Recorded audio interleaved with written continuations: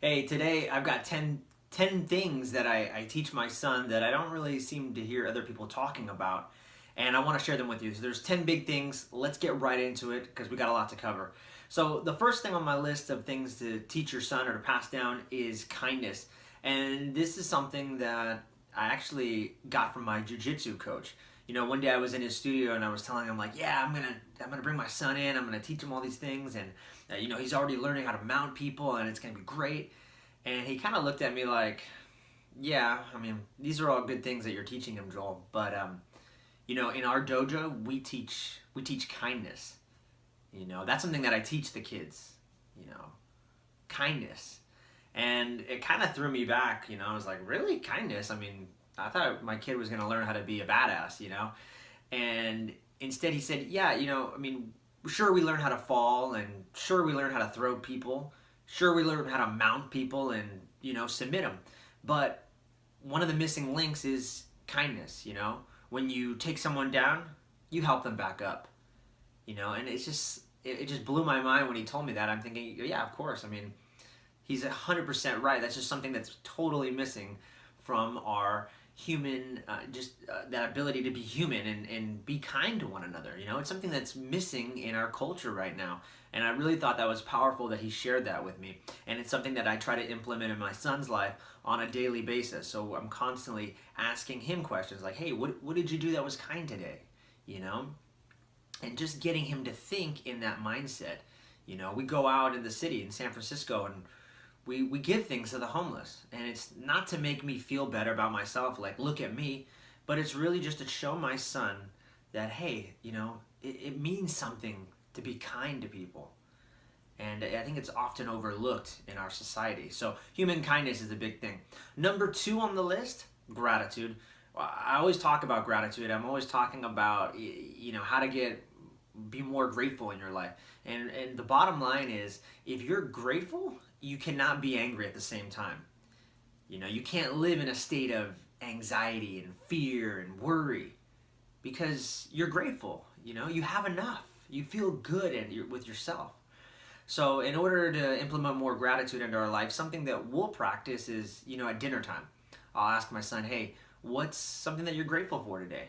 And he tells me. And I think you'd be surprised. A lot of kids, they're smarter than you think, and they'll tell you. And some of the things he comes up with is just 100% ridiculous and silly, but it brings it down to that human level, right? And it really brings perspective into your life, and you realize just, you know what? He's right. Things are good. And so hearing it from a 3.5-year-old is pretty powerful. So try to implement gratitude in your daily life. It'll not only help you, but it's going to implement that gratefulness in your children, which is another missing link in society today. We have everything, we want more, more, more, and we need things instantaneously. So getting more gratitude back in our lives is pretty powerful. The number three thing on the list is what I call emotional agility. And what I mean by that term is that none of us are in touch with our emotions, including myself. I was raised in a manner to kind of, withhold my emotions. And that affects me in my daily life now. So it's something that I have to constantly work on.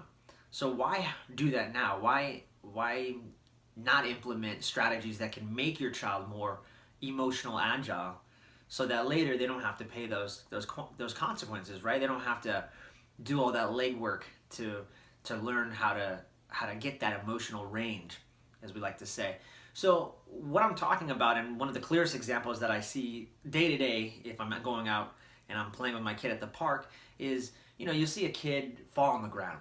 And the first thing a parent does is they run over and they're like, oh, you're okay, don't cry, don't cry, don't cry. And the problem with that is that you're reinforcing over and over again that to your child, hey, it's not okay to cry. You're almost wronging the child for crying. And so he or she learns this, and then over time they learn, hey, it's not safe to cry. I can't show my emotions. And we don't want to do that. We want our kids to grow up in an environment where they're in touch with their emotions. They understand, like, hey, I'm sad today. I'm happy today.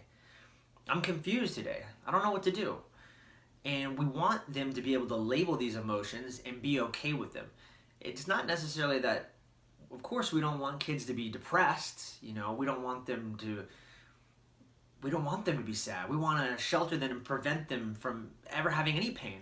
But we need them to understand that it's okay to be like that. And yeah, you're sad right now. That's okay. And then later, you can comfort them like you normally would, and allow them to. So essentially, you want to allow them to grieve at first, acknowledge their emotions, so that they understand it's okay to be this way. And then later, you can say, hey, it's okay. You're going to be fine. We're going to put some bacterial ointment on your wound, and then we're going to put a Band-Aid over it, and you're going to be fine. And that's totally okay. But in the beginning, acknowledge the emotion, tell them that it's okay to feel that way, and then you can comfort them. The number 4 big idea is respect. And you see all these youth, just no one's respecting their parents, their teachers, police officers. And it's like, how did this happen, in our society? Where did we go wrong? And I think one of the biggest things is our family values. What's being implemented in the family structure. And I think one of the biggest things is I'm always telling my kid, hey, you need to demonstrate respect, and you need to listen to me. I'm telling you to put your clothes away and you're not listening. And, he's 3.5, so he's still learning. But I think a better way to, instead of demand respect, is to show respect, right? My child is constantly imitating me over and over again. If I'm riding a bicycle and I lift my leg to the right, he lifts his leg to the right. If we're at dinner and I have my spoon up this high, he does the same thing. So I think if we actually demonstrate respect, right? We demonstrate kindness.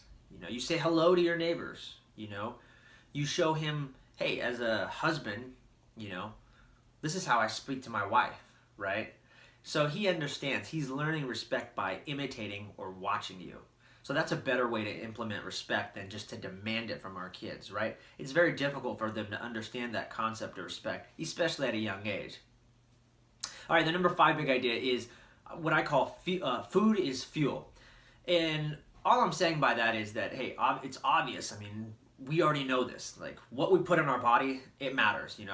It's how much energy we have. It's how much, how much output we can generate, right? People that have stomach issues and brain fog, it's all related to their diet. Yet we continually do the same thing. So just like exercise is important, the food you put in your body is important. And my kid will say just funny things now. He knows, he's developed this awareness around food where he says, hey, is this organic? Hey, what kind of water am I drinking? Is this filtered water? And I think some of you might find that to be pretentious, but it's really not. All I'm doing is I'm generating this awareness for my kid that he knows, hey, what I put in my body matters, right? And that's not to say that we're not going to go eat pizza and have ice cream, because you got to live a little too, right? But at the same time, I'm showing him that, hey, what you put in your body matters. And he needs to know that. And he needs to develop that awareness of how he feels. Like, my stomach doesn't feel too good right now. Okay, well, why is that? Maybe you shouldn't have pounded that Snickers bar, right? So food is fuel. Number 6 big idea is what I call keep your hands up. And all I mean by that is that what I'm doing is I'm teaching my son at a very early age to protect himself. I think self-defense is huge. And I think a lot of people nowadays, we're trying to live in this like utopia where we're trying to believe like that nothing bad happens and that's too violent. But the fact of the matter is there's bad people out in the world, and there's people that are going to try to hurt you, there's people that are going to rob, and they're going to steal. And something that I've heard before, and a term that I like, is the economics of violence. And all that means is that we spend so much money on protecting ourselves with life insurance and getting a good job and living in this wealthy mansion, but we don't focus anything on self-defense. And you can have all these things in your world. You can have all these items, these boats, these houses, all these things. But, none of that matters, because if you become a victim, you can't afford that. You can't afford to be a victim of violence. because the amount of trauma it's going to inflict on your brain. So what I'm teaching him is just, simple self-defense. Hey, you need to learn how to protect yourself. If someone does this to you, it's not okay. You need to protect yourself, And I'm not teaching him to go out and actually, harm other kids. The first thing I'm teaching him is, A, I already mentioned kindness, but then number 2 is just, hey, you need to learn how to defend yourself. You can't let other people hurt you. And I think that's important. So keep your hands up is what I say. Number 7 thing that I tell my son is that, I'm his protector. I'm here to protect him. I'm here to make sure that nothing bad happens to him. And one of the examples I give is that, I remember this one day we were at the park and this little kid, I think my son was 2, this little kid was, he was punching my kid, really lightly. And I allowed it to happen. I said, hey, defend yourself, protect yourself. I've taught you how to do this, do a tackle, do something. And I thought it was okay to let my son experience these things because I wanted him to learn from the experience. I wanted him to grow from the experience. But the mistake that I made is that he's just way too young to even really know that. And instead what he needs to know is that, hey, Dad's here. I'm here to protect you and make sure nothing wrong happens. And he needs to know that because if he doesn't know that I'm here to protect him, then who can he really trust? So let your kids know that you're there to protect them and that they're safe with you. That when you come to the home, you're in a safe spot. This is a place where at home you get to express who you are. It's okay to let your guard down. And they need to know that at a very early age. Okay? The number 8 big concept I call is love yourself. Sounds kind of, egotistical almost, like you're teaching your kid that he should love himself. That's ridiculous. Yeah, but here's the thing.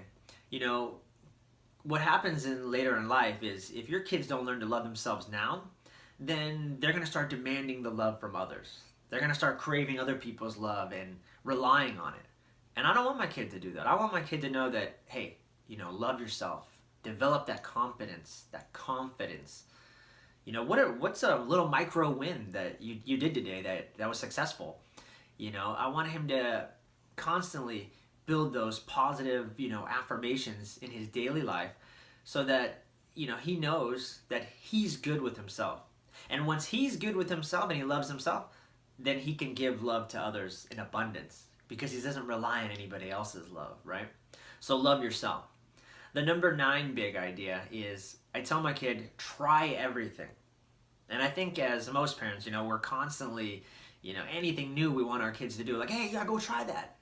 Oh, get on that, try that roller coaster ride. And a lot of our kids are just, holding on to us, scared, and like, no, I don't want to try. So one of the things I do to kind of reaffirm that it's good to try new things is I explain to my son, hey, when you try something new, you grow as a person, You learn something new. You continue to grow and evolve and get big like Dad, right? And every time he does something new, I always reaffirm this by asking him, hey, what happened when you tried something new? And he always responds to me. He says, I learned something new. And that's that mental blueprint that I'm trying to instill in him so that he learns over time that it's okay to try something new and fail, Failure is not a bad thing, I want him to be comfortable with failure and just get used to it because then he'll try everything and he'll learn that there is no failure. So try everything is my number 9 tip. And then the last tip I have for everybody, number 10, is be the example.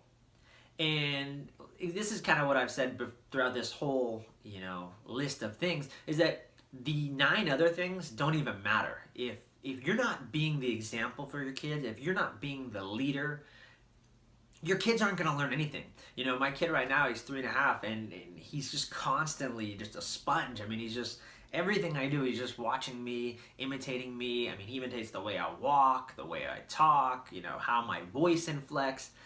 And it's hilarious, but it made me realize, like, hey, I got to be the example, even more so than before. Like, if he wants to learn any of the other 9 things that I've been trying to teach him, then I have to be that example. I have to show him that this is what I do and you can do the same. So the key here is be the example. I think that's kind of the keystone habit for everything that we've just talked about. All right, so those are 10 things that you should implement in your son or daughter's life that can be a powerful impact so that they can grow up to be thriving human beings.